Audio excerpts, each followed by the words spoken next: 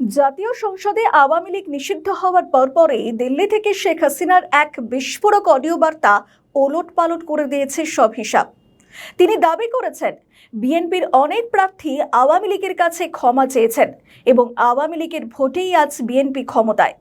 কিন্তু কেন এই সময় গোপন কথা ফাঁস করলেন তিনি? তারেক রহমানের বিরুদ্ধে কোন গোপন নথির ইঙ্গিত দিলেন শেখ হাসিনা? দেখুন, একটা বিষয়, শেখ হাসিনা বাংলাদেশ ছাড়ার পর থেকে টালমাটাল বাংলাদেশ এবং বাংলাদেশের ছবিটা এখনো কিছুই তেমন বদলায়নি। একরকম রয়েছে বিএনপি আসার পর থেকেও। এবং তবে যে কথা বলছিলাম, আসুন আজকের প্রতিবেদনে সেটাই তুলে ধরি। রাজনীতিতে শেষ বলে কিছু নেই। কখন কে কার শত্রু হবে, কে কার মিত্র হবে, এই কথা কেউ বলতে পারে না।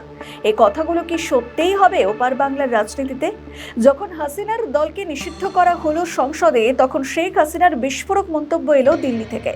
শেখ হাসিনা বলছেন আওয়ামী লীগের ভোটেই বিএনপি সরকার গঠন করেছে। কি বলেছেন শেখ হাসিনা, শোনাবো আপনাদের।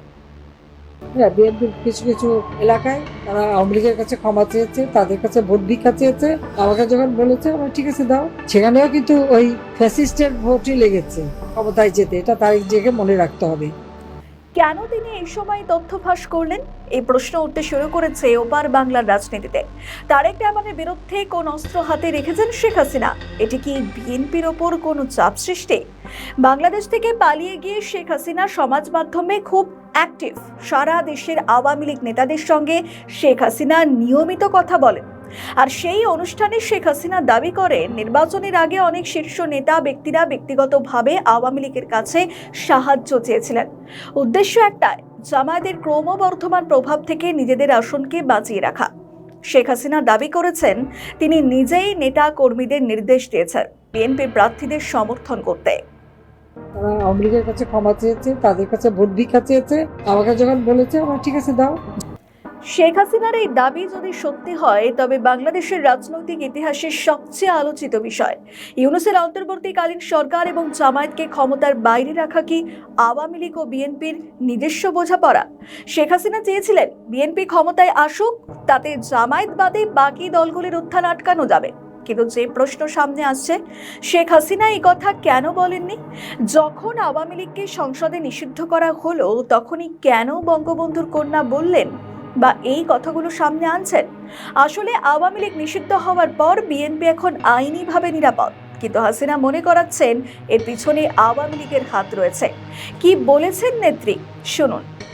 তার এমপিদের কাছে জন্য জিজ্ঞেস করে নাই কোন কোন এলাকার এমপি, আমার কাছে তালিকা আছে, বলতে পারবো। যাও, আমি এটুকুই বলবো। তারেক রহমান যে 17 বছর পর বাংলাদেশে ফিরেছেন এবং কোন মুচলেকা দিয়ে তারেক রহমান ফিরেছেন, সেটাও কিন্তু শেখ হাসিনার জন্য। তারেক রহমানের ওপর বড় ধরনের নিয়ন্ত্রণ রয়েছে। অনেকেই প্রশ্ন তুলছেন যে যদি শেখ হাসিনা এতই পয়েন্ট হাতে রাখেন, তবে কেন তার দল নিষিদ্ধ? এর উত্তর, শেখ হাসিনা বিএনপিকে ঢাল করে আবারও রাজনীতিতে ফেরার চেষ্টা করছেন। কারণ বিএনপি যদি আওয়ামী লীগের ওপর থেকে নিষেধাজ্ঞা শিথিল না করে, তবে শেখ হাসিনার হাতে যে গোপন নথি রয়েছে সেটাকে প্রকাশ্যে এনে দেবে। আর এই কাজটি বারবার করেছেন শেখ হাসিনা। আমেরিকা যে সেন্ট মার্টিন দ্বীপটি চেয়েছিল, সেটিও প্রকাশ্যে এনেছিল শেখ হাসিনা। যুক্তরাষ্ট্রকে কোনো দিন ভয় করেননি। এমনকি 2001 সালের পর শেখ হাসিনা বলেছিলেন ভারতকে গ্যাস দিলে আওয়ামী লীগ ক্ষমতায় আসত। ভারতকে গ্যাস দেওয়ার বিনিময়ে ক্ষমতায় এসেছে বিএনপি। রাজনৈতিক মহলে প্রশ্ন উঠতে শুরু করেছে যে শেখ হাসিনার হাতেই কি তবে শেষ খেলা রয়েছে? নেত্রী কি খেলা ঘোরাবে? তাহলে খুব তাড়াতাড়ি হাসিনা বাংলাদেশে ফিরবে? সব উত্তর সময় দেবে।